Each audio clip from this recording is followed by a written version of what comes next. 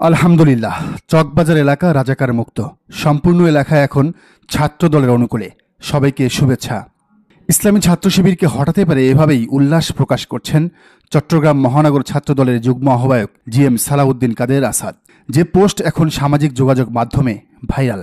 তো শিবিরের হাত থেকে চকবাজার স্বাধীন করে সেখানে কি করবেন তারা, কি করবেন বা কি করেছেন সেই বিষয়ে জানতে হলে ফিরে যেতে হবে ঘটনার শুরুর দিকে।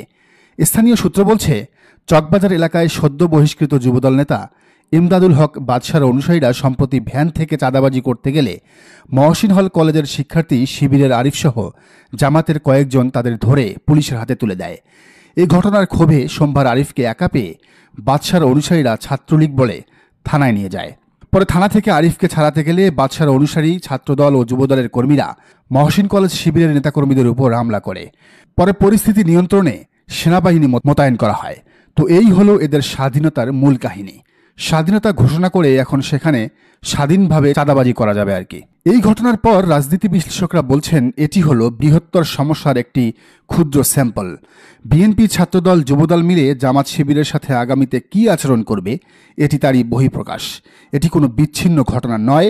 তাদের কেন্দ্রীয় নেতা রাকিবুল ইসলাম রাকিব আর নাসিরউদ্দিন নাসিরের প্রত্যক্ষ নির্দেশে সারা দেশে শিবিরের উপর পুনরায় জুলুম নির্যাতন ফিরে আসার একটা নমুনা। কথায় কথায় রাকিব নাসিররা কেন্দ্রীয়ভাবে শিবিরকে যে প্রতিহতের ঘোষণা দেন সেই আদেশই পালন করছে তাদের তৃণমূলের নেতাকর্মীরা। কারণ এরা জানে, শিবির যদি সজাগ থাকে তাহলে ক্যাম্পাসে, পাড়া মহল্লায় চাঁদাবাজির রাজত্ব কায়েম করা কোনোভাবেই সম্ভব নয়।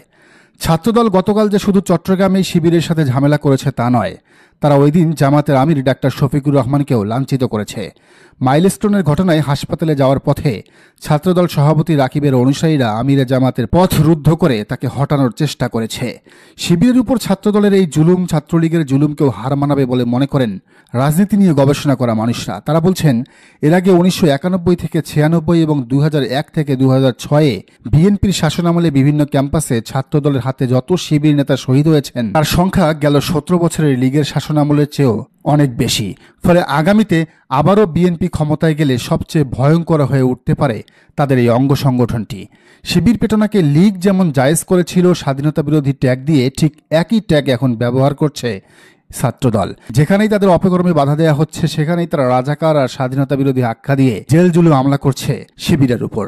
দুঃখজনক ব্যাপার হলো, ছাত্রদলের এই আগ্রাসন শিবিরকে একাই ঠেকাতে হবে, একাই প্রতিরোধ করতে হবে। তাদের পাশে কাউকেই পাওয়া যাবে না। তারা যেমন নাগরিক পার্টি কিংবা বাকছাসের কেউ আক্রান্ত হলে সম্মিলিতভাবে পাশে দাঁড়ায়, বাকছাস আর নাগরিক পার্টি সেটা করবে না। কালকের ঘটনায়ও তারা ন্যূনতম প্রতিবাদ জানায়নি। উল্টো বাকছাসের আব্দুল কাদের এই ঘটনায় কি লিখেছেন দেখুন। কাদের লিখেছেন, সারা দেশ যখন শোকে কাতর তখন চট্টগ্রামে মাঝরাতে ছাত্রদল আর শিবির গোড়াগুড়ি করছে।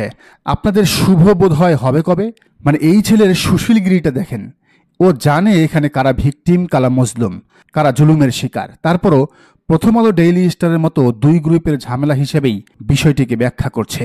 আগামী দিনে জামাত শিবিরের রাজনীতিটা আবারও কঠিন হবে এমনটাই আভাস পাওয়া যাচ্ছে এসব ঘটনায়। তারা কি পারবে সব বাধা মোকাবেলা করে টিকে থাকতে? দর্শক, আপনার কি মনে হয় জানান কমেন্টের ঘরে। আর এই চ্যানেলে নতুন হলে অবশ্যই সাবস্ক্রাইব করে বেল আইকনটি বাজিয়ে রাখুন।